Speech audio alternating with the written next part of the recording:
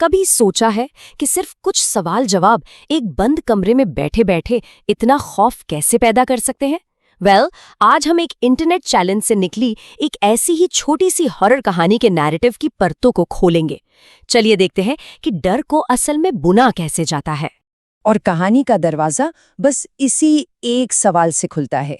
ये सिर्फ एक सवाल नहीं है, ये एक न्योता है, एक हुक जो सुनने वाले को फौरन उस खामोश कमरे के तनाव में खींच लेता है। समझिए, यहीं से उल्टी गिनती शुरू हो जाती है। तो किसी भी कहानी को समझने की शुरुआत होती है उसकी बुनियाद से, जिसे हम कहानी की भाषा में एक्सपोजिशन कहते हैं। यहीं पर हमें खेल के नियम पता चलते हैं और उस सस्पेंस के लिए एक स्टेज तैयार होता है जो आगे आने वाला है। जरा सोचिए, डर पैदा करने के लिए किसी महंगे सेट या स्पेशल इफेक्ट्स की जरूरत नहीं है। नहीं, सिर्फ 2 पेंसिलें और एक कागज। कहानी की ये सादगी, यही तो इसकी सबसे बड़ी ताकत है, क्योंकि ये डर को बहुत बहुत असली और मुमकिन महसूस कराती है। तो अब यहाँ से कहानी रफ्तार पकड़ती है। ये वो हिस्सा है जहाँ टेंशन धीरे धीरे बढ़ना शुरू होता है। सवाल शुरू में तो बड़े मासूम और पर्सनल से लगते हैं, लेकिन हवा का रुख बदलने वाला है। जरा इन शुरुआती सवालों की मासूमियत पर गौर कीजिए।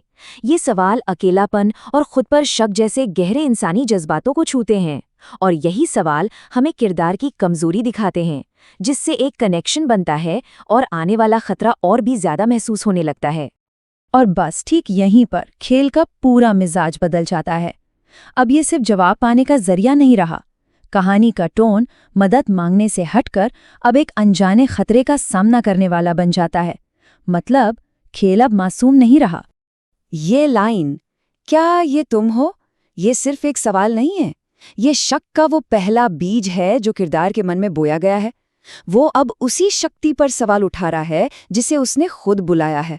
क्या वो वाकई चार्ली से बात कर रहा है या किसी और से? और यहाँ देखिए कि डर कितनी तेजी से बढ़ा है। कहाँ तो बात शुरू हुई थी क्या तुम एक अच्छी आत्मा हो से, और अब कहाँ पहुंच गई है क्या तुम जानते हो कि बिस्तर के नीचे कौन है। ये सिर्फ सवालों का बदलाव नहीं है, ये तो जमीन आसमान का फर्क है, जहाँ खेल के दांव अब बहुत बहुत ऊंचे हो चुके हैं। तो अब हम कहानी के उस मोड़ पर आ पहुंचे हैं जहां धड़कनें सच में तेज हो जाती हैं। क्लाइमैक्स। ये वो पल है जब तक का सारा अनकहा डर अब एक ठोस, एक फिजिकल खतरे की शक्ल ले लेता है। यही वो सवाल है जो डर को दिमाग से निकालकर सीधा कमरे में ले आता है, ठीक बिस्तर के नीचे। खतरा अब कोई वहम नहीं, बल्कि एक मौजूदगी है, एक प्रेजेंस। डर अब सिर्फ महसूस नहीं हो रहा, वो बहुत बहुत करीब आ चुका है। तो बस यही है वो पॉइंट ऑफ नो रिटर्न। इस एक सवाल के साथ ही खेल पर से खिलाड़ी का कंट्रोल पूरी तरह से खत्म हो जाता है। अब वो खेल को नहीं चला रहा, बल्कि खेल उसे चला रहा है। क्लाइमैक्स के बाद अब आता है कहानी का आखिरी पड़ाव। ये वो हिस्सा है जहां किरदार उस जाल से निकलने की एक बेतहाशा कोशिश करता है जिसे उसने खुद बुना था। और यहाँ डर का फोकस ही बदल जाता है। अब डर उस मौजूदगी का नहीं है, बल्कि उससे बच ना पाने का है। इन लाइनों में किरदार की बेबसी और बढ़ता हुआ खौफ साफ छलकता है। ये बार बार की मिन्नतें दिखाती हैं कि उसकी मर्जी अब कोई मायने नहीं रखती।